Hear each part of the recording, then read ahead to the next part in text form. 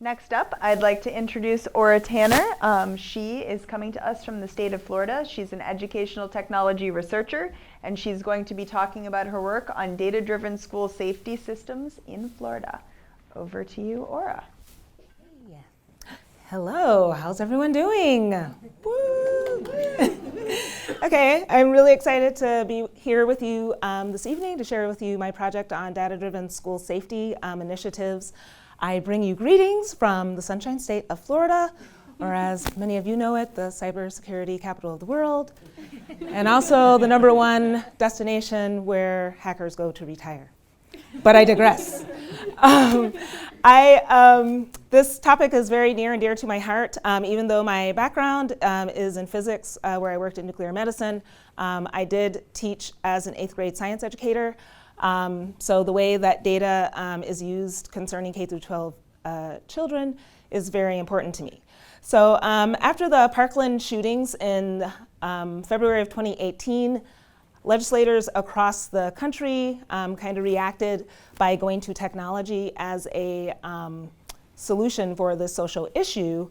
And so they started passing all these different laws. In my home state of Florida, they took a really aggressive approach. And so my background, well, one of the things I do in my background is an instructional designer. So I created this video with just an overview of just to give you an idea of what the topic is, the policy that was passed.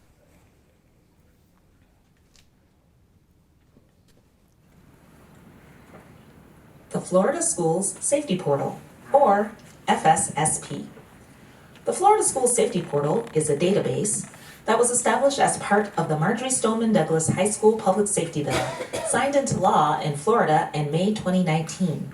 The law included a provision that established a centralized integrated data repository with analytic resources.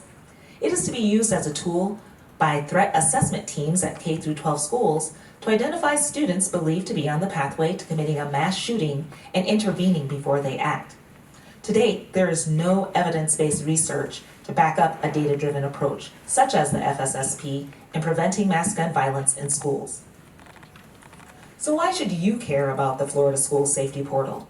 Well, for one, the FSSP uses a lot of data to make decisions about students.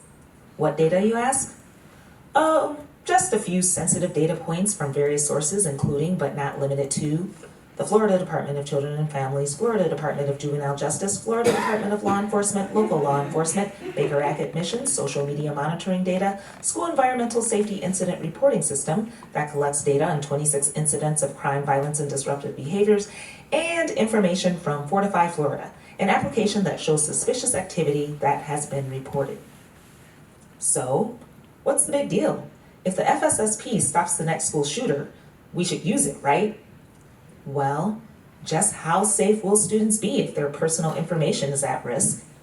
Guardrails for data governance, student privacy, security, and protections against bias within the FSSP system must be put in place.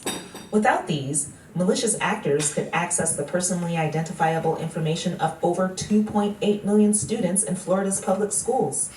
The FSSP would harm more students than it would help. Remember, keeping students' data safe is a part of school safety. As a community, Florida must hold policymakers accountable for being transparent about how they will ensure both the physical and online safety of students attending the state's public schools. So that's just an overview. So to recap, there's a huge database that actually is a law. It was passed in May 2019. This database portal went to effect on August 1st, just before we started our school year. And so I have attended some of the School Safety Commission meetings, and since... Let's make a change. I like to Okay. change the fact that I don't know public parks in Los Angeles have artificial. My DJ for my slide presentation. So some things that have changed since then is that they're no longer referring to it as a centralized integrated database because they realize the limitations that there are on building such a thing and bringing all of the data into one place. And they have concluded that there's nothing new that's been added by trying to bring all of this together. Plus, there were the hurdles of data privacy and security that they had to overcome. So as was mentioned, this is a lot of students across a lot of districts, but what I'm more concerned about is that 55.8% of the students in Florida are African American and Latinx, and it's their data that are in these data sets, so they're the ones that will be disproportionately impacted by this policy. And this is just kind of how it works. Basically, in a nutshell, a student is flagged for some type of behavior that a teacher or someone else deems as could possibly be a threat.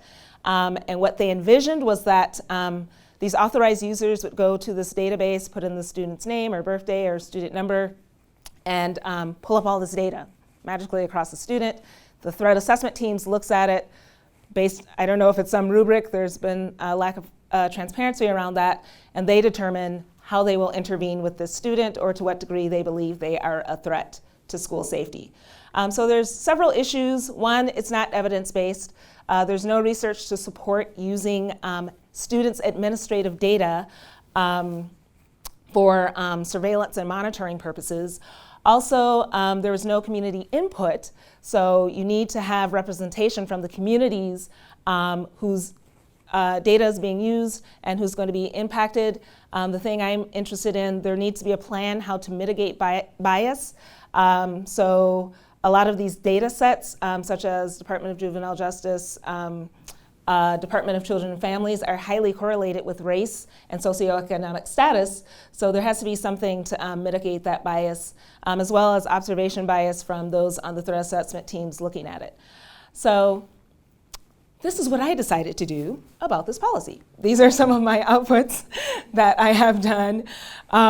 So I'm just going to jump right in. One of the first things I did was messaging. So I wanted to get publicity about it. I wanted to get education out about it. And I also wanted to build relationships. So I wrote an op-ed in the Tampa Bay Times to talk about the social and technological implications of this policy.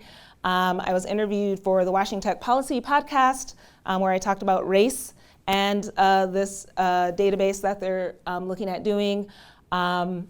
Have a peer-reviewed policy brief coming out in a journal along with my fellow cohort homie person, Carissa. There was an episode on NPR On Point out of Boston where they had an episode on student surveillance and wrote an article for CNBC and WSF, which is in Florida. And just last week, I had a student highlight at my university where I'm working on my doctoral degree, University of South Florida, where they also highlighted it. And that's just the op-ed. I also gave a public comment at the Marjorie Stoneman Douglas Public Safety Commission, where I was able to ask them to consider recommendations around accountability, transparency, and fairness in an operational plan. And so they have that, and we're kind of going back and forth on that right now. And that's me. And with my background in instructional design, I've made one-pagers that will be given out to parents and students. And you saw the video explainer. I met with a university class of special education teachers to talk about the implications for special education students. So my next steps are I'm going to shoot for the stars. I'm going to be working with an educational advocacy group. So to use all of these things that are now in a toolkit to get some actions by parents, students, and educators to bring about more transparency. Next week, I will actually be going to get some student insights because we need their voices as a part of this policy-making process. And then I'm just going to keep pushing for transparency about mitigating the bias on this law. So I'm just looking for as many things as I can do to make sure that the individuals who will be most impacted have a voice in this policy. So if there's any questions.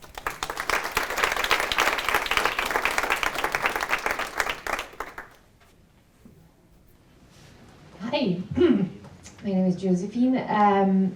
It's curious because something very similar is happening in France and just got very viral. And it just shut down the program because they made transparent what were the criteria to where they could detect someone. So I'm curious.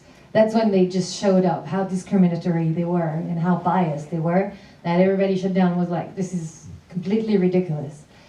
So at what point do they say this student is a problem? What are the signals? What are the criteria? Well, that's what I'm trying to push for them to reveal, because literally on this law, there's really been little shared with the public. So outside of just knowing the databases that they're using, so obviously someone made a decision. I don't know why they have that power to decide they were using those data points, but they're actually looking at adding even more data sets, even though it's not even fully up and operational. At the last commission meeting, they were looking at using even more data points. But the commission itself is mainly composed of all law enforcement and lawyers, and it's pretty much all white males, so they've been criticized for that. So I'm pushing for them to make public, what is your rubric, what are the decision-making models, what are the criteria? So that's what I'm trying to get to, actually. Awesome. We're going to have to leave it there. Thank you so much, Aura.